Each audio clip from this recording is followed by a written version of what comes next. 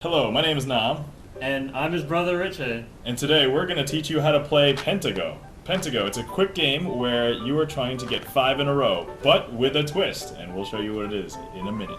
First time I got Pentago, I was like, oh man, this game's so cool. And I actually took it home to Christmas with me and played it with this guy.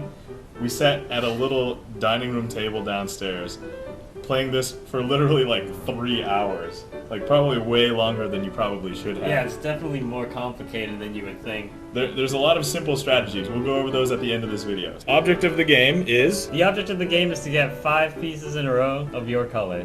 let's say it's your turn. When it's my turn, I take any one of the pieces and place it anywhere on the board. So anywhere at all. But during your turn, after you place your piece, you must rotate one of these 3x3 boards by 90 degrees in either direction. So, you can rotate it this way, or you can rotate it that way. The thing is, earlier game, if there's no pieces on the board, or if there's pieces in a way that everything's going to be symmetrical, you can just forego, this is what we do. So let's say it's my turn, I'll just do this and say, bam. Theoretically, we rotated that one just to save ourselves the rotate. Alright, so, here is one thing. Once everything on the board does have pieces in which the rotate would not be symmetrical any longer, you must rotate one of the 4. You don't have the option, so you have to.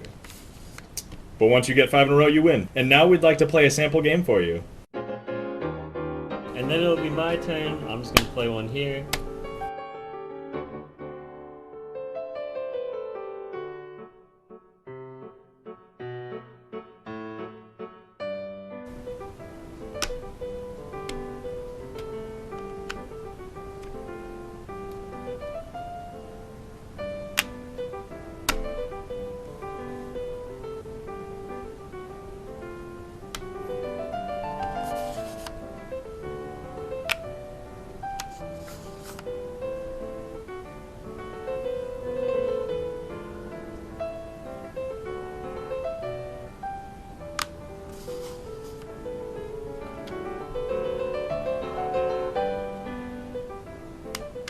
Not there.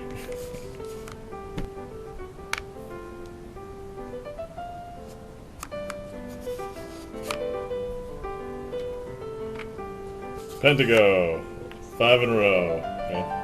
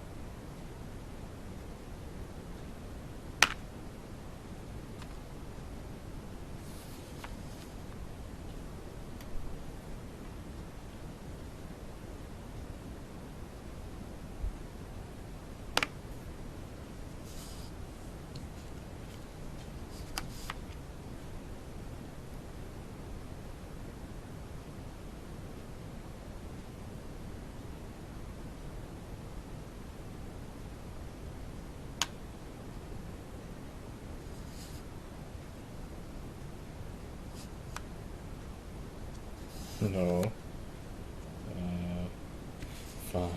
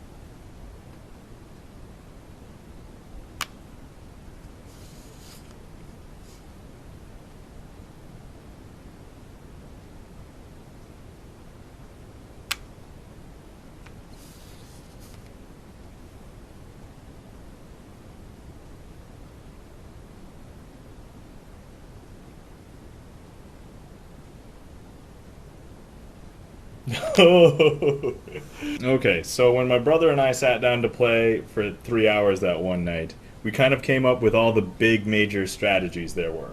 So, alright, do you remember what they were? Your first one is to get 5 in a row with 3 across one board and 2 across another. With this strategy, it's pretty obvious to your opponent. Usually. You want to try to make it as discreet as possible. Basically, on each board, by symmetry, everything that's in the middle of each one will remain the same. No matter which way you rotate it, it always stays there. So that's something that you can keep note of. But if you take a look at a situation like this, let's say there was something like this. Okay, so if it's black's turn right now, there's no way black can win, because what's going to happen is, in a situation where you have 4 in a row and 2 open on the other sides, no matter where black goes, let's say black plays here and rotates this one, what white can do is actually play in the opposite end and rotate back. So same thing, if he went over here, bam, well, and rotated this one, let's say, then white just plays here and rotates back. So in a situation where it's something like this, or something similar, something like this is an auto-win situation for white. So definitely watch out for those. Now that's the most common strategy that you'll come across playing Pentago. One of the more advanced strategies is to try and get 5 pieces across 3 boards, which looks something like this. Now this is a little bit tougher to see, especially for newer players, but it's actually the primary way that more advanced players, I feel, tend to win, because it's harder to catch, because you're not lining up 3 on any specific board. Let's review ways to line up 5 in a row. There's the across the center of boards, like so. There's the diagonal across boards, and then there's the edge, and then there's that across 3 boards situation. Let's take a look at the different ones and see how good they are. So let's say you're attempting to line this straight up with this straight, or this straight up with 5 in a row. The problem being is you only have 2 avenues of winning. You only have this one and this one. So if your opponent happens to get these 2 from you, you basically cannot possibly do the straights across these 2 directions. You do have the option of going diagonal though, but if your opponent ends up stopping you somehow, like something like this would basically guarantee that you cannot ever get 5 in a row on this diagonal. The most you could ever get is 4. So this is actually easier to stop because you only have 1 avenue of winning. This way it gives you 2. So this is where it's actually counterintuitive to normal tic-tac-toe. Normal tic-tac-toe, you kind of want to get the center of the board, but in this, I feel like it's actually more beneficial to get the edges, because what's going to happen is this will actually give you 4 avenues of victory. You can get 5 in a row here, you can get 5 in a row here, you get 5 in a row here, and you can get 5 in a row here. Now, if somebody's actually going for the trying to win straight across like this, and you've kind of stopped them at every point, so let's say it looks something like this, then black and white are both set up to try and do the 3 across, the 5 in a row across 3 different boards. Sorry. So, yeah. But same thing with white, so white can do something like that. So basically at this point it's kind of a race. I feel like in general play, whoever's going first, you still want to try and get 5 in a row straight up. That at least forces your opponent to play. But if you're a sneaky, defensive player, then you can actually get a 5 in a row that way. Okay.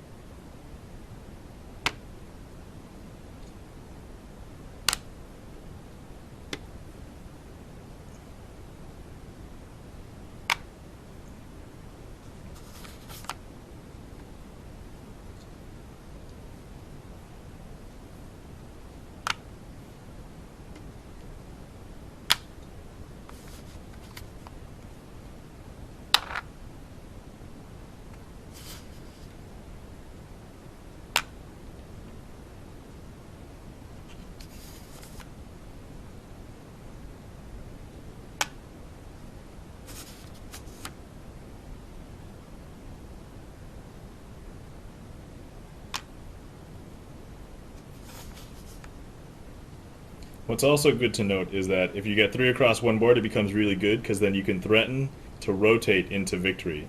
But also, seeing this here, if you play 2 of your color on opposite sides, it actually, on one 3x3 board, it'll defend against the 5 across 3 boards for the opposing corner.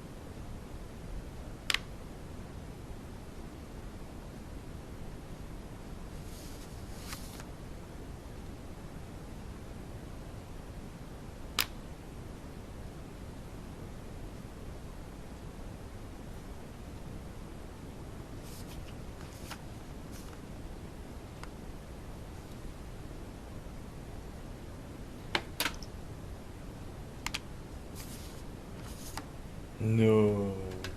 In the event that there can be 2 ways to tie, basically you place all the pieces on and nobody is won and you just infinitely rotate into each other not winning, or you happen to rotate into 2 people winning at the exact same time, which we've done before. Yes. An example of that would be, let's say I had this slot here and this slot here, and that was rotated a different way.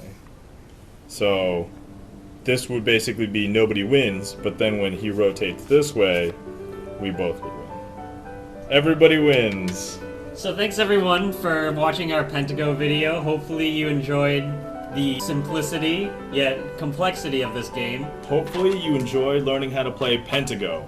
I felt like it was a great game because short, quick, and fast game. You can teach people in less than a minute and you get to playing right away and everybody already knows how to play. If you enjoyed watching this video, look out for some more games in the future. Thanks for watching. See ya. And that's it. That's the game. So, getting 5 in a row, and that's pretty simple. Do you have any stories about Pentago, or should I just share it? Not particularly, because you're the one that owns the game. So. Okay, alright.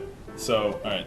When it's your turn, you take a piece that is your color. I'm going to be white, he's going to be black. Pentago, it's a quick game.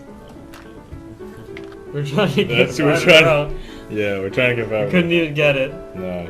Let's review. So the big win plays, or no, sorry. Pentago. So you can actually get 4 here, you can get 4 here, you can get 4 here, and you can get, sorry. So, or we both lose, or, you know, neither person wins, whatever. So, something like that. Just think about it as everyone wins. Everybody wins. Time to drink. bad at this game. I'm not as vocal as Jeremy is. Thanks for watching. See ya. You should wait.